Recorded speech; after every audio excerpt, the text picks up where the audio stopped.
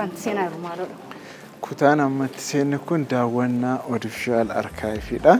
Inni kun amma duratti akkuma archive barraa'e akkuma agarsiisan kun immoo daawwannaa officialidha. Isaan kunniin poosterii artistoota biyya keenyaati kan duraan filataman keessaa kanneen fakkaatu. Artistoota duraanii Ruut Baqqalaa, Alamangaa Shalamaayyoo fa'aadha. Asitti amma bara 79 keessatti Alii Birraamootu kan inni sirbe mee asitti bilbila keenyaan haala kamiin akka waraabnu kana QR'dhaan amma iskaanii goona asitti iskaanii nu godhe kana booda daatabeesii keessa seenee isa nu taphachiisa.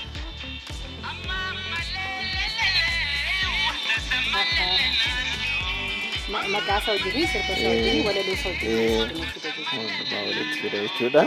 Kana amma jirri kenna isaan andamtaa jedhamu kana isaan waliin pooster marra iskaanii goone haala kamiin fayyadamuu akka danda'amu kan mul'isu. Teknooloojii kanatti fayyadamuun bultaniitti immoo namni kana quba qaba amma beekeen amma ganaa jalqabaa teknooloojii kan dur haala kanaan hojjechaa kennu keessatti namni sagalee sirbaa sagalee adda addaa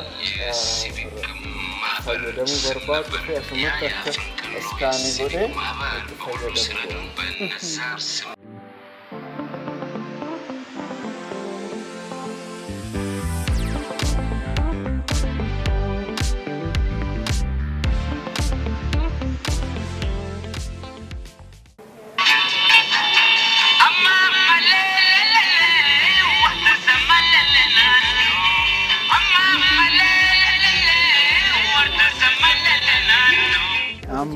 Kana amma ilaalanii namoonni hedduun walaloo isaanii sirba isaanii haala kanaan qopheessuu akka danda'amu irraa baraa jiran.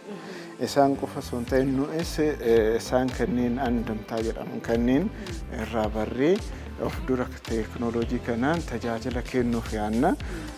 Inni mootu Wi-Fi yookaan internet connectionidhaan daatabeesii websaayitii irratti fe'ame kan irraa digital daatabeesii keessaa akka argatan godha.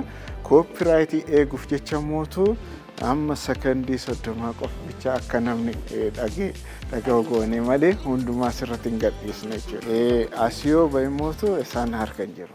Duraaf warrummaan artistoota copyrightidhaan akkanatti sirbi keenya nu jalaa badee waan adda addaa kan jedhamu dhaga'ama. Haala kanaan immootu isa eeguus akka danda'amu irraa akka barru. Amma walaloo dhageeffna. Asirratti walaloo iskaanii goone kanaan.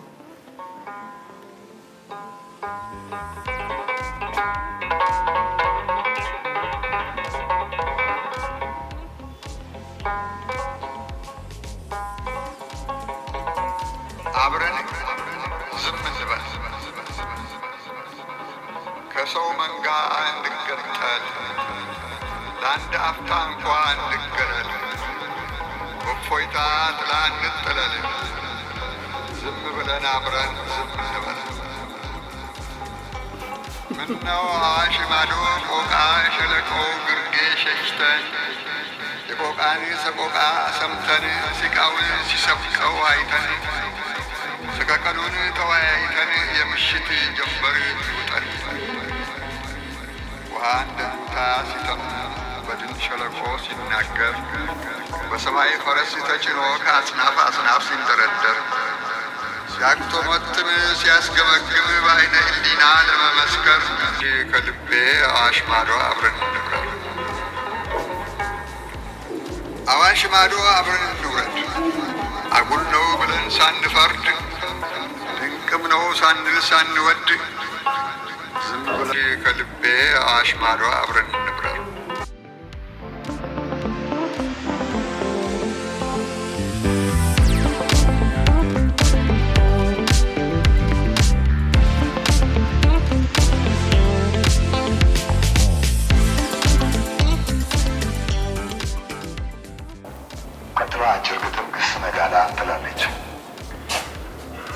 ካረጉ ወዳጆቼ ፈረስ ያረጉ ነበር አያቶቼ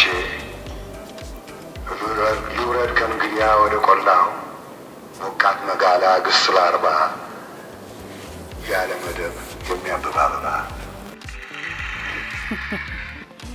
akkuma salphaatti walaloo dhaggeeffachuun hin danda'ama sirba dhaggeeffachuun hin danda'ama jechuudha.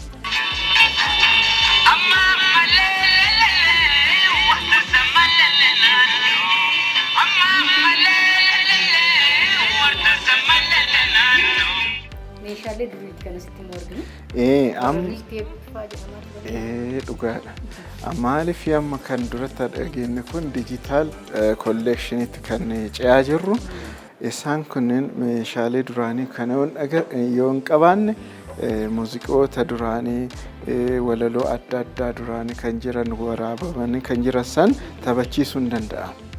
Kanaafuu namni itti fayyadamuu waan dandeenyeef isaan kanneen gara dijitaalitti jijjiirree haala amma duratti agarsiisaniin tajaajila kennuuf hojjetaa jirra. Fakkeenyaaf kun immoo shaklaadha. Kan shaklaa taphachiisu asirratti kan agarru kun inni sunis kaasettoota adda addaa kan taphachiisu haala kanaanii kanarraa gara dijitaalitti amma ce'aa jirra. Namni tajaajila kenna barbaade digital service argachuu akka danda'u kan mul'isu jechuudha. Kun daawwannaan kun guutumaan guutuutti kan asitti mul'atu. Saampiluma finne malee kollekshinii baay'ee waan qabnuuf garas deemnee kollekshinii amma nu qabnu kan sirbaa kan fiilmii kan adda addaa maal akka fakkaatu immoo deemnee daawwanna. Tole haa ta'u.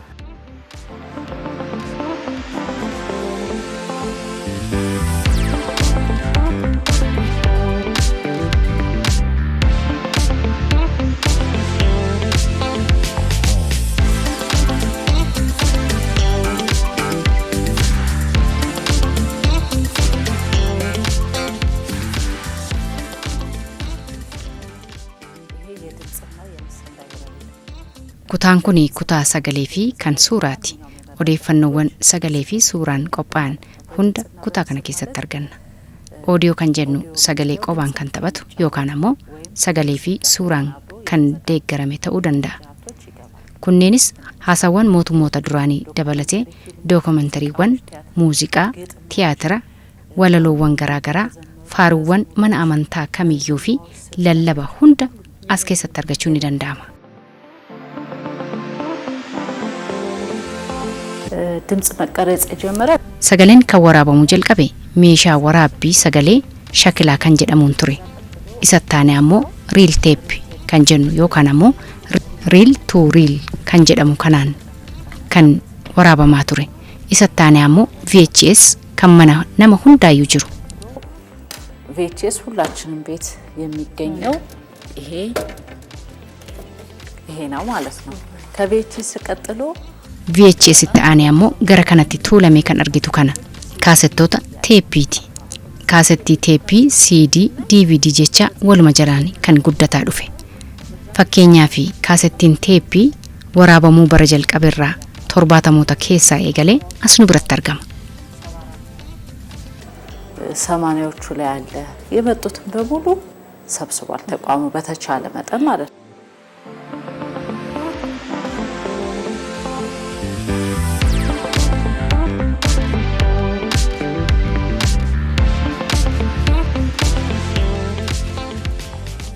ይሄ ማሽን እንደ ይሄ ሙቪ ማሽን ነገር ነው።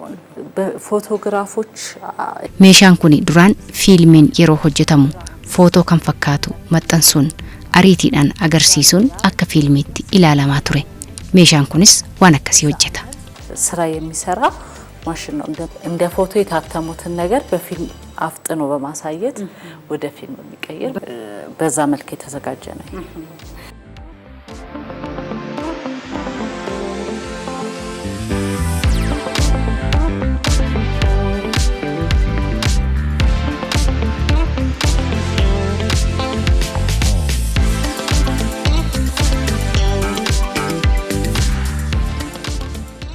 አጋጣሚ ኤፍሬም ታምሩ እጄ ላይ ስላለ እሱ ልጋብዝሽ ነው።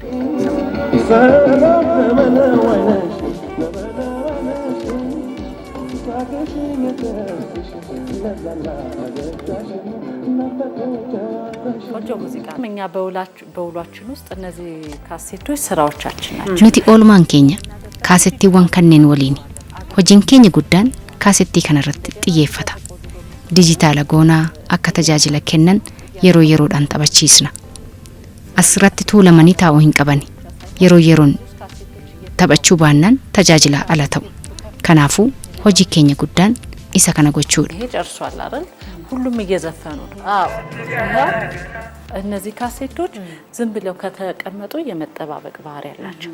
ስለዚህ እለት በእለት ቪኤችኤሱንም የቴፕ ካሴቱንም ሁሉንም ያሉትን እዚህ ጋር ያሉትን መረጃዎች በሙሉ እናናፈሳቸዋለን። ሲጫወቱ ነው እየሰሩ የሚሄዱት።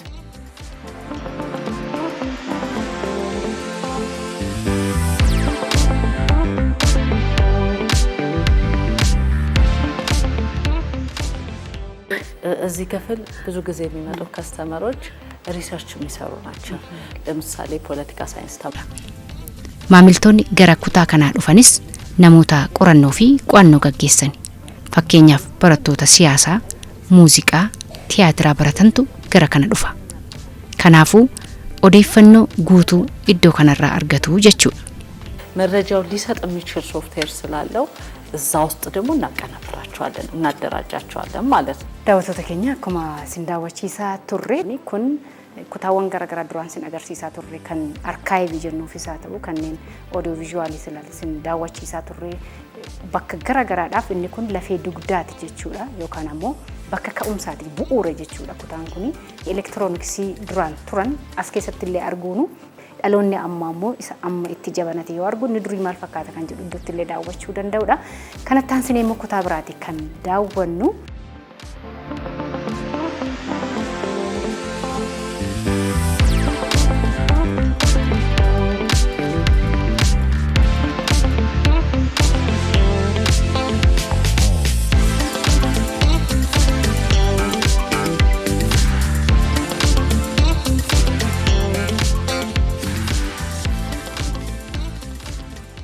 daawwattoota keenya waajjira kana keessa waa hedduu jira.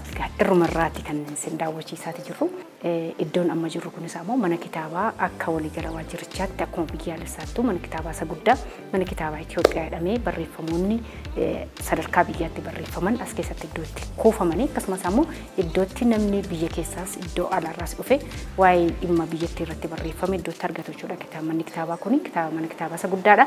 Itti seenne ammoo maal fakkaata hawaasni akkamitti fayyadamaa jira kitaabota gosoota akkamiitu as keessatti argama kan jedhu isin daawwachiisna.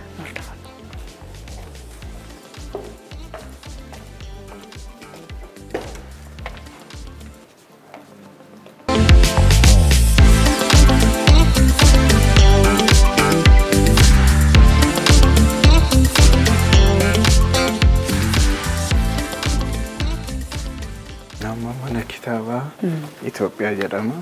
As keessatti qorannoon adda addaa waa'ee biyya keenya irratti kan barraa'anii kan barreessanis immoo barreessitoota adda addaati afaan biyya keenyaatii fi afaan biyya alaatiin waa'ee biyya keenyaa kan barraa'an as keessa kan argamu. Kanaaf mana kitaabaa Itoophiyaa kan jedhame. Kanaaf hundumaa keenyaaf amma kun amma waa'ee seenaa biyyaa keessaa kan jiru kunniin immoo literature adda addaati asirratti kan arginu kunniin fakkeenyaaf amma kitaaba kanuu agarra.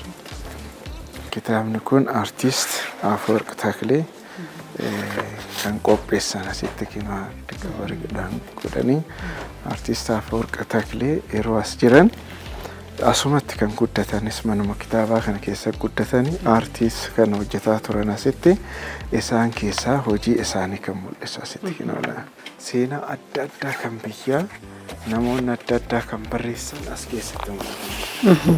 Asirratti kan agarru fakkeenyaaf amma kitaaban kunniin amma waa'ee bishaan Abbaay irratti kan James Bruce faa kan barreessan amma waggaa dheeraa kan ture kun amma asitti kan agarru kun travel account jedhamanii source of the Nile jedhanii kan barreessan James Bruce bara 1768tti kan dura published godhanii kan nu bira jiru immoo 1773 keessatti kan dhufee jira jechuudha. Haala kanaan waan seenaa qaban waan biyya waan hunda abbaan fee waan fee barreessu waan asitti amantiidhaan poolitikaadhaan yaada adda addaatiin osoo addaan hin baasin hundumaa sassaabnee kuusnee tajaajilatti kennaa jira jechuudha. Mana kitaabaa kanatti nama hammamtu fayyadama guyyaatti namni baay'ee fakkaata garuu. Akkuma agarti kanaan guyyaatti nama hedduutu itti fayyadama.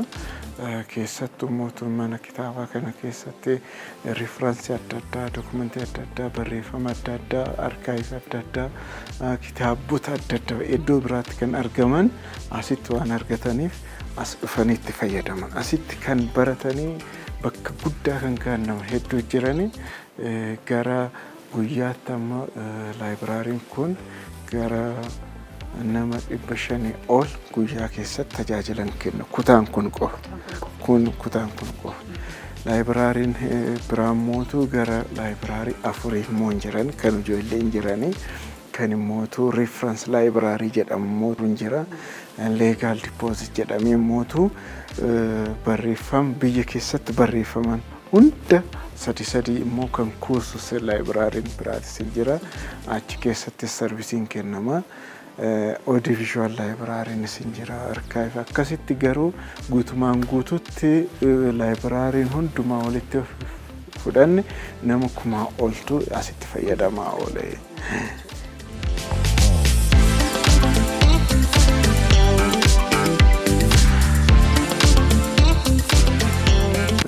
Kunam akkuma agarre kan asirratti mootu database alarms jedhamu qabna.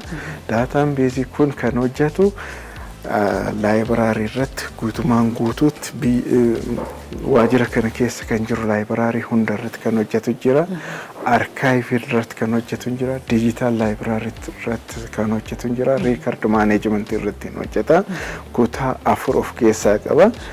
Kanaan database tokkoon hundumaa manage goona asitti akkuma agartu kana kun amma library mul'isa archive digital library fi record management dha kun integrator jedhama search godhuu barbaanna sirrakkinozum jenne simple search bak manumaayyuu godhuu dandeenya osoo asuun dhufan warri nutti fayyadaman manuma ta'anii library biyyoolessaa keessa maaltu jira maal yoo deeme maal argadha jedhanii achuma search godhanii asirratti akkuma agarru kana database kanarratti gara 1089 kan jedhu title dha kun amma kan gal kooppiidhaan immoo deemu baay'eedha kana ole kanneen keessa kitaaba barbaanne keessatti fayyadamuu dandeenya jecha digital library seenuu barbaad haala kanaan argina digital library keessatti mootu pdf attach godhamee jira gaafa kun ummata publish godhame itti himama namni manuma taa'ee dubbisuu danda'a jechuudha beesnee of dura digital library tajaajila amma jalan qabne data amma fe'aa jirra garuu kataloogiin isaa nama hundaafuu banaa ta'ee akka itti fayyadamu goonee ijaarree jirra jechuudha database kana. Kanaan manage goona kan eegnus inventory waan hunda bakka inventory yattu waan hunda kanaan hojjetaa.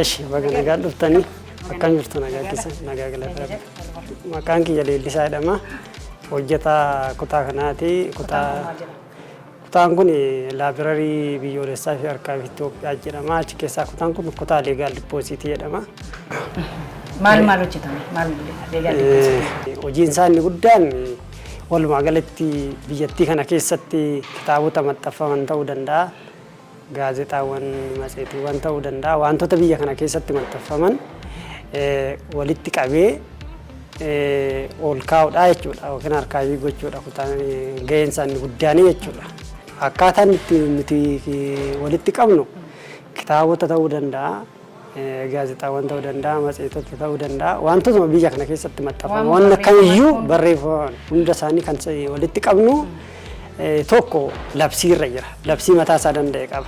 Kutaan kun jechuudha seera labsamee keewwata mataa isaa qaba. Kara sanaan kan nuti walitti qabnu jechuudha. Lammaffaa immoo ISBN kan jedhamu jira. ISBN jechuun international standard book number kan jedhamu jira. International lakkoofsi kennamu suni jechuudha. Lakkoofsa adda addaa kennama. Kitaabotaaf kan kitaabota irratti kan maxxanfamantu jira. Inni lakkoofsa adda addaadha.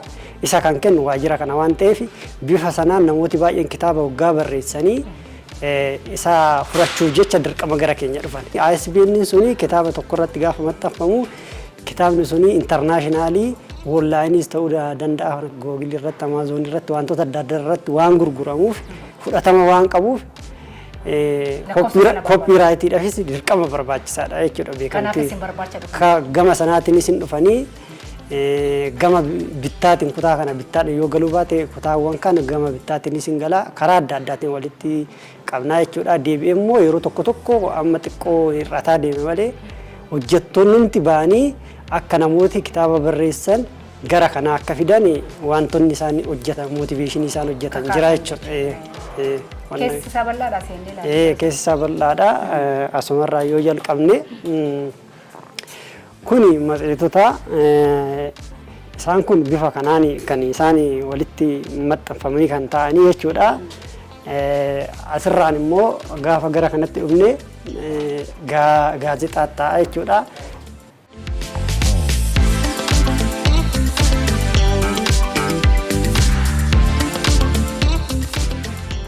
Kutaan guddaa bakka gaazexaan niwuspeeparii yookiin Addis Zamanin jedhamu itti argamudha. Gaazexaan kun jalqaba Itoophiyaa keessatti gaazexaa maxxanfamu keessaa isa lammaffaadha jechuudha. Inni jalqaba Amaariffaan Amiroo gaazexaa kan jedhamu wayiidha. Inni kitaaba gogaarraa kan laaxamee gogaarraa intini ta'ee irraa ka'ee gogaansaa irraa ka'ee isarratti harkaan kan barreeffamu ture. Isatti taanee garuu inni kun bara 1933 akka lakkoofsa biyya kanaatti isarraa qabeeti kan maxxanfame bifa kanaan maxxanfame bifa kanaan haala kanaan asirraa jalqabee isa laallataadha. Kun waa'ee dhaalmaa kan fakkeenyaaf mana ta'uu danda'a, lafa ta'uu danda'a, wantoota akkasii naannolee adda addaa irraa kan irratti waan ba'uuf yeroo miidiyaan akkanatti hin jirre yeroo sooshaal miidiyaan namni akkasii hin jirre sana asumarratti maxxanfama. Namooti abbootiin isaanii qabeenya waan adda addaa fakkeenya osoo hin beekin tasarraa du'anii dirqama ba'a waan ta'eef duratti asirraa dhufanii akka salphaatti infoormeeshinii gahaa asirraa argachuu danda'anii jechuudha. Taanee kan jiru immoo gaazexoota bara 1960 keessa barreeffaman keessa barreessaa kan jedhamu jira. Barreessaan kun osoo qubeen afaan Oromootiin hin jalqabiniin dura gaazexaa bara 1960 keessa barreeffamuu jalqabanidha. Sabaadhaan barreeffame keessa isaa ilaaluu dandeenya. Baay'ee guddaadha. Kun amma kan jalqabaa 69 waan akkasii natti fakkaata. 69 irraa qabee hanga 71. Hanga 71tti kana qofaa miti jechuudha, hedduu jira. Baay'ee ulfaata. Yaa kun amma kan yoo xiqqaa waggaa meeqa jechuudha, naannoo waggaa 30 oliiti, waggaa 40 naannan ta'a. Walumaa galatti kun bakka sabaadhaan barreeffame isa kana fa'aa jira ture jechuudha. Kun biyyoonni Afrikaa bilisummaa isaanii duraanii qaban akka eegan gaafatan jira. Gaafataniidha. Kanumaadha jechuudha, gara bariisatti kan jijjiirame jechuudha boodarra. Isuma kanatu gara bariisatti jijjiirame kana faatu jira jechuudha. Nu bira kun akka qabsoo tokkooti jechuudha. Yeroo sana jaalala isaa yeroo sana afaan isaaniitiif qabanii dhaloonni yeroo sana agarsiisaa jechuudha. Akka kanatti kaanii har'aan ga'uun iyyuu waan tokko akka yeroo sana barreeffame waan as keessa jiru sana namni ammarraa odeeffannoo barbaadu as dhufee kan argachuu danda'a. Argachuu danda'a, akka barbaadetti argachuu danda'a.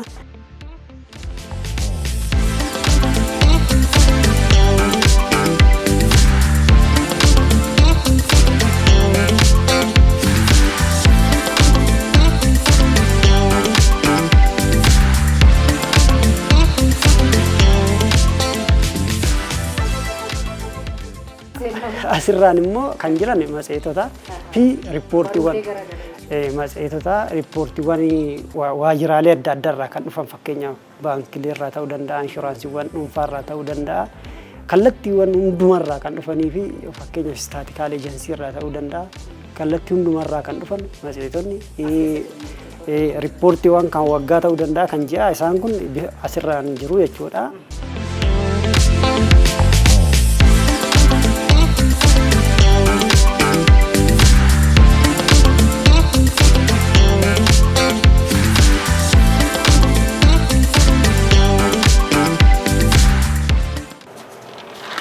Kuni gaazexaa Bariisaati. Kan qubee afaan Oromoodhaan barreeffame.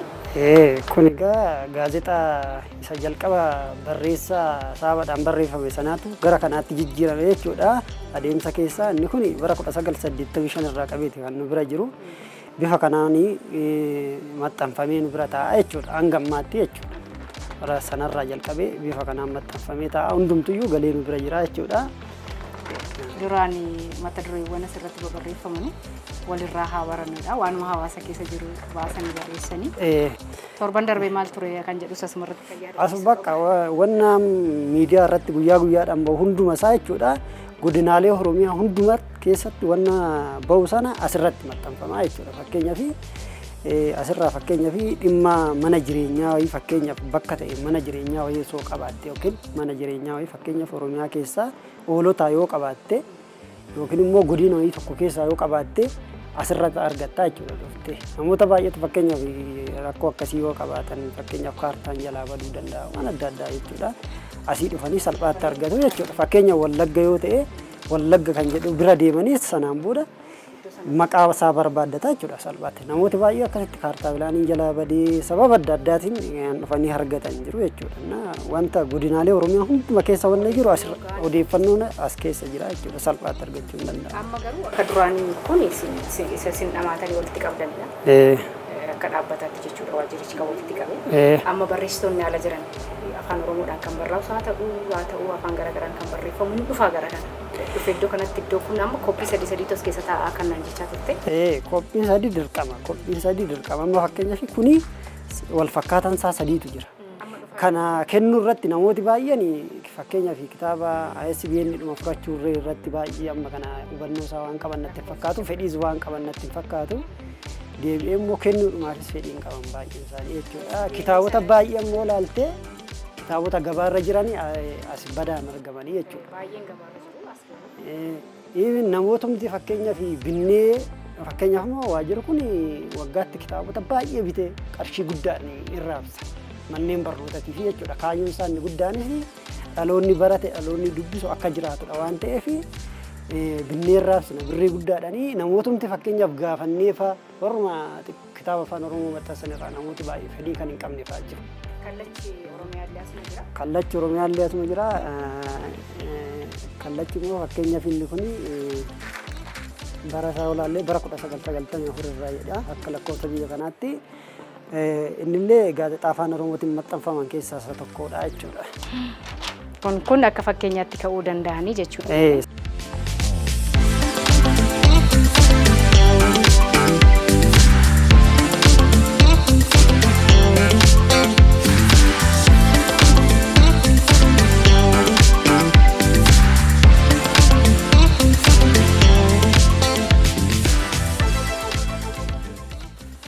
Kutaan kun immoo kutaa laayibiraarii ijoolleeti.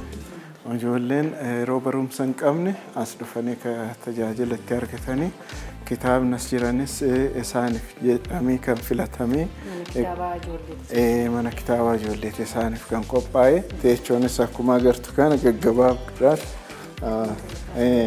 akkasitti kan qophaa'anii. Taa'uun hin danda'ama as keessa? Har'a kun teechoonis ijoolleedhaaf kan qophaa'e garuu keessummaa waan taataniif har'aaf isiniif hayyamna. Nu eeyyamtanii ijoolleedhaan dhiifama jenna.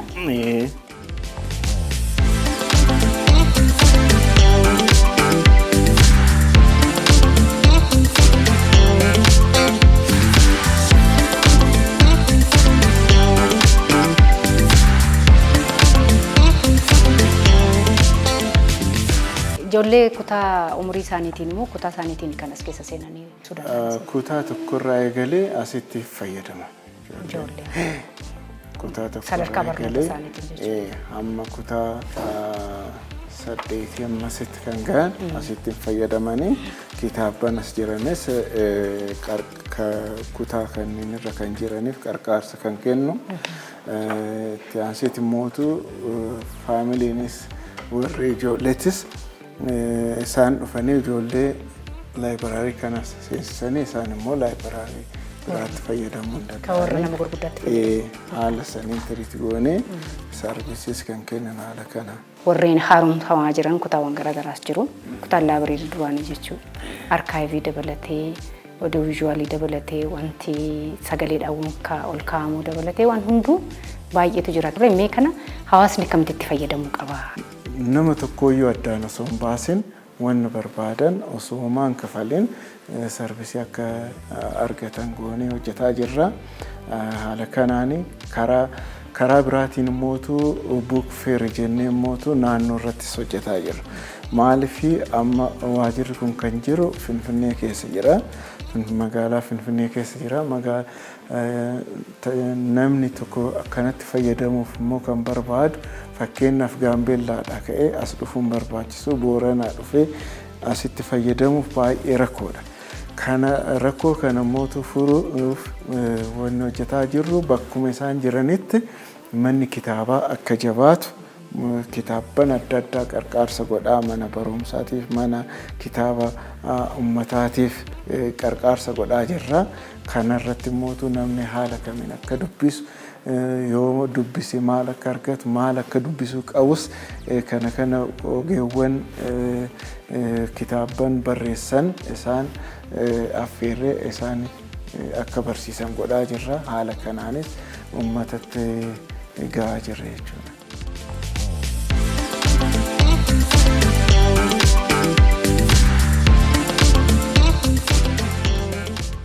Amma rakkoon jiru maalinni koopiraayit kan jedhamu waan jiruuf waajirri koopiraayitii yookaan immoo seera nam tokko hojjete seera san eegee tajaajila akka kennaa jiru seera saniin immoo tajaajila kennuuf koopiraayitii san eeguun nurra jira. Kanaaf dijitaas goonee amma kuusaa jirra. Dijitaal kollekshinii hedduu amma uumaa jirra. Fakkeenyaaf barreeffama duraan irratti gara 6,000 ol qopheessinee jirra. Kanaan immoo kitaaban immoo publish godhaman print kan godhamanis immoo isaan amma gabaa irratti kan argamu sanniin immoo gara dijitaalitti amma jijjiiraa jirra. Arkaayivii ganama agarre sanniin isaanis immoo akkana bakka hundatti waan argamneef riisoorsii isa duraa waan ta'aniif isaanis dijitaalii godhuu irratti hojii guguddaa hojjetaa jirra. Gaafa siistamii amma develooppii goosnee tajaajila itti kennaa jirru poortaalii irratti isarratti feenee ummataaf haala kamiin sarvisii akka argachuu danda'u ibsinee isaan ummatatti ga'uuf hojjetaa jirra.